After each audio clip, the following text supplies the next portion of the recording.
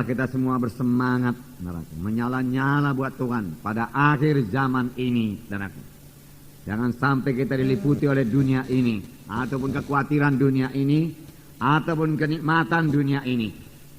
Biarlah kita dengan segenap hati mengasihi Tuhan Yesus dan mengasihi jiwa-jiwa, karena kita semua telah melayani jiwa-jiwa, telah diangkat Tuhan untuk melayani jiwa-jiwa. Amin, saudara. Kita perlu mengasihi jiwa-jiwa yang kita layani. Para pemimpin-pemimpin KKS perlu mengasihi jiwa-jiwa dalam KKS saudara. Dengan demikian saja Roh Kudus bisa bekerja di dalam KKS saudara. Sidang pertama sangat bersemangat. Mereka menyala-nyala buat Tuhan. Bahkan saudara, kalau dilihat bagaimana pengorbanan mereka, mereka sama sekali tidak memikirkan dunia ini. Maka mereka sangat yakin bahwasanya Yesus akan datang pada zaman mereka.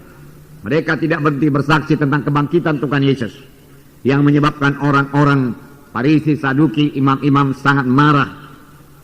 Dan kesaksian mereka sangat berkuasa. Dan kesaksian mereka diteguhkan Tuhan dengan kuasa dan tanda jahit.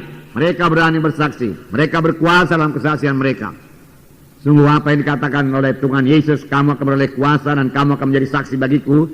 Yerusalem, Yudea, Samaria, sehingga sampai ke ujung bumi. Jadi bagi mereka, Tuhan Yesus yang berkata, tunggulah di Yerusalem sampai kamu dilengkapi dengan kuasa dari Maha Tinggi. Mereka menunggu dan mereka dilengkapi dengan kuasa dari Maha Tinggi.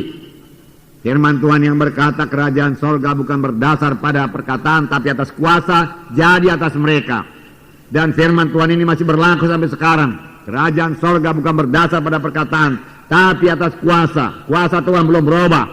Kuasa Roh Kudus masih bekerja. Kuasa Roh Kudus ada pada sidang pada akhir zaman ini. Dalam sidang kita ini, sepanjang kita merindukannya. Amin. Nah, itu milik kita, saudaraku, milik kita. Saudara, kita sudah melihat, saudaraku, dalam firman Tuhan yang lalu, bahwasanya waktu pencurahan Roh Kudus yang pertama kali, saudaraku, di mana semua anak Tuhan beroleh Roh Kudus. Sebelumnya hanya kepada nabi-nabi, imam-imam, saudaraku, raja-raja. Tetapi kemudian Roh Kudus berdiam dalam hati mereka, saudara. Dan pada waktu itu Petrus berkhotbah, dan khotbahnya sangat berkuasa, khotbahnya sangat diurapi. Amin, saudara. Sangat berkuasa, sangat diurapi. Berubah Petrus, kita lihatkan pada firman Tuhan minggu yang lalu. Petrus yang tidak bertulang punggung menjadi kokoh, teguh, kuat dalam Tuhan. Roh Kudus mengubahkan Petrus. Roh Kudus Roh Kudus, saudaraku, memakai Petrus. Petrus tidak takut lagi. Amin, saudara. Nah, itu bekerja Roh Kudus yang masih berlangsung sampai sekarang ini. Lihatlah perubahan yang terjadi pada Petrus. Rindukan itu supaya jadi bagi saudara. Dan saudara boleh mohon, Tuhan biar ini juga jadi kepada saya. Karena itu kehendak Tuhan. Dan sepanjang kita mohoni, yang kita mohonkan itu seturut dengan kehendak Tuhan, maka kita mengetahui bahwa Tuhan mengabulkan doa kita. Dan kalau kita tahu Tuhan mengabulkan doa kita, maka kita sudah memperoleh apa yang kita minta itu. Amin, saudara. Nah, puji Tuhan, saudaraku, puji Tuhan. Petrus berkhotbah dan khotbahnya sangat diurapi. Firman Tuhan berkata, urapan itu begitu kuatnya sehingga hati mereka sangat terharu. Dan mereka bertanya kepada Petrus, apa yang harus kami perbuat? Dengan tegas Petrus berkata, bertobatlah dan berilah dirimu dibaptis dan kamu akan beroleh karunia Roh Kudus. Mereka memberi diri mereka dibaptis, mereka bertobat, dan pada hari itu jumlah mereka bertambah kira-kira 3.000 jiwa. 3.000 jiwa. Luar biasa, saudara, luar biasa. Inilah pekerjaan Roh Kudus, saudara. Roh Kudus masih sanggup melaksanakannya. Tetapi apakah anak-anak Tuhan punya iman? Apakah anak-anak Tuhan, saudaraku, merindukannya dan mohon sungguh-sungguh kepada Tuhan? Tuhan mau, saudaraku, lebih banyak jiwa-jiwa selamat daripada selamat pada sidang pertama. Lebih banyak lagi persentasenya, amin, saudara. Nah, urapan seperti yang dimiliki Petrus ini bisa dimiliki oleh sidang akhir zaman. Bisa kita miliki sepanjang kita merindukannya dan mau membayar harganya. Saya terangkan dalam pertemuan cabang-cabang desa-desa supaya mereka lapar dan haus akan kuasa Tuhan. Lapar dan haus akan urapan Tuhan. Lapar dan haus akan hikmat Tuhan. Lapar dan haus akan kesembuhan yang daripada Tuhan, bukan hanya untuk mereka. Tetapi kalau mereka meletakkan tangan atas orang sakit, mereka itu sembuh. Mengusir setan dalam nama Yesus, setan pergi. Kita harus haus lebih dahulu, lapar dan haus lebih dahulu. Amin, saudara. Nah, panjang kita merindukannya, oleh sebab itu jadilah orang-orang rohani. yang mempunyai pikiran yang rohani, bukan pikiran yang duniawi ini. Kalau kita pun memiliki pikiran duniawi, bagaimana kita bisa mengerti perkara rohani? Kita yang menguasai pikiran kita, dan lagi Roh Kudus bisa menolong kita memakai firman Tuhan yang kita dengar untuk membaharui cara berpikir kita, saudaraku. Petrus juga dilengkapi dengan kuasa dari Maha Tinggi. Karunia-karunia roh bekerja dengan giatnya dalam dia. Karunia menyembuhkan, karunia mengadakan mujizat. Sebab pada waktu itu dia berjalan ke gerbang Elok. Di situ dia lihat seorang yang lumpuh dari rahim ibunya, umurnya 40 tahun. Dan Petrus berkata, emas dan perak tidak ada padaku, tapi apa yang ada padaku berikan padamu. Di dalam nama Yesus bangkit dan berjalan. Lalu dia mengangkat tangan kanan orang itu. Lalu dia memberdirikan orang itu. Seketika juga kuatlah persendian orang tersebut, dan orang itu sembuh. Mereka berjalan, mereka melompat-lompat masuk dalam bait Allah, memuji dan memuliakan Allah. Saudara, saya yakin beberapa karunia bekerja di situ. Karunia iman bekerja di situ.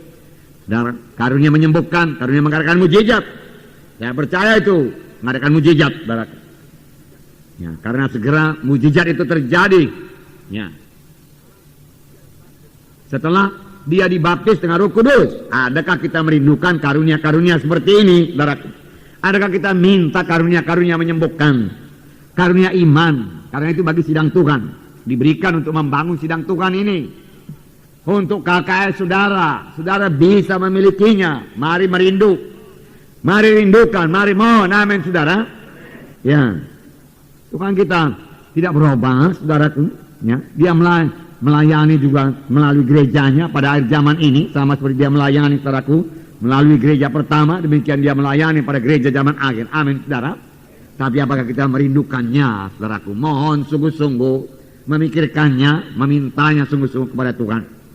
Dalam nama Yesus, Petrus berkata, bangkit dan berjalan. Kuasa Tuhan turun, saudaraku. Mujizat Tuhan terjadi. Orang itu bangun dan bangkit dan berjalan, melompat-lompat, memuliakan Allah. Firman Tuhan berkata, Tuhan Yesus tidak berubah. Amin, saudara. Berarti kuasanya tidak berubah. Amin. Berarti dia tetap maha kuasa. Tidak ada penyakit yang terlalu berat padanya. Tiada lumpuh yang terlalu berat yang tidak bisa dibangkitkannya. Amin. Punya iman seperti itu, saudaraku. Tidak ada penyakit yang tidak bisa sembuhkan Tuhan Yesus. Ya, tumor bisa sembuhkan Tuhan Yesus. Kanker bisa sembuhkan Tuhan Yesus. Tapi lebih baik tidak disentuh kanker, tidak disentuh tumor, amin. Ya. Tidak ada yang mustahil. Dia maha kuasa, tidak ada mustahil kepadanya. Tidak ada yang terlalu berat pada Tuhan Yesus, dan dia masih bekerja. Tuhan Yesus hanya minta sama sebagaimana engkau percaya, jadilah padamu.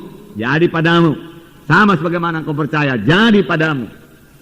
Tuhan Yesus berkata, baik bagi kesembuhan kita sendiri, kalau kita percaya kita disembuhkan Tuhan, jadi pada kita. Kemudian kita mulai bersyukur, terima kasih Tuhan, oleh beliau aku sudah sembuh. Sembuhan menjadi milik kita, saudara. Dia tidak berubah dalam kasihnya. Kalau pada waktu dia di dunia ini, kita baca dari keempat Injil, bagaimana dia melayani. Firman Tuhan berkata, hatinya tergerak oleh belas kasihan. Melihat orang sakit, melihat orang kusta, hatinya tergerak oleh belas kasihan. Melihat jiwa-jiwa yang terhilang, yang tidak bergembala, yang tidak digembalakan, hatinya tergerak oleh belas kasihan. Dia kasihan, dia menaruh kasih. Demikian hati Yesus sampai sekarang tidak berubah. Dia tetap mengasihi, dia mengasihi sidangnya. Dia mengasihi saudara dan saya, amin. Ya, itu sebabnya saya suka menyanyikan, aku mengasihi engkau Yesus. Karena dia lebih dahulu mengasihi saya, demikian juga saudara. Ya, dia mengasihi saudara. Dan kalau ada keberatan, hatinya tergerak oleh belas kasihan, hatinya juga tergerak oleh belas kasihan melihat jiwa-jiwa yang terhilang di luaran sana. Hatinya tergerak oleh belas kasihan. Hati Yesus tidak berubah, tidak menjadi keras. Jaga hati kita juga jangan menjadi keras, amin. Ya, pelihara hati roh yang mengasihi, pelihara hati roh yang mengampuni, yang memaafkan, jangan membenarkan diri sendiri. Kalau kita, saudaraku, tidak memelihara roh mengampuni, segera mengampuni, tapi selalu panas hati dan mau membalas dendam, saudara, maka bertambah hari hati kita ini bertambah jauh dari kasih Tuhan, dan bertambah hari hati kita ini bertambah keras. Jangan sampai terjadi, amin. Kalau ada yang bersalah kepada kita, misalnya kita ditokoin, saudaraku, ya, kita merasa saudaraku dipermalukan, saudaraku dari pihak kita sebagai anak Tuhan, sebagai pelayan Tuhan, kita harus segera mengampuni. Itu hanya saudaraku 100 dinar saja, 10.000 talenta hutang kita telah lunaskan Tuhan. 100 talenta tidak bisa dituntut, saudaraku. Amin. Kalau kita suka mengampuni, saudaraku, mengampuni saudara dengan segenap hati kita, maka kasih Tuhan bisa mengalir kepada kita. Maka kita bisa mengasihi jiwa-jiwa itu, saudara. Hati kita juga bisa tergerak oleh belas kasihan. Dan Roh Kudus bisa memimpinkan kita, saudara. Amin, saudara.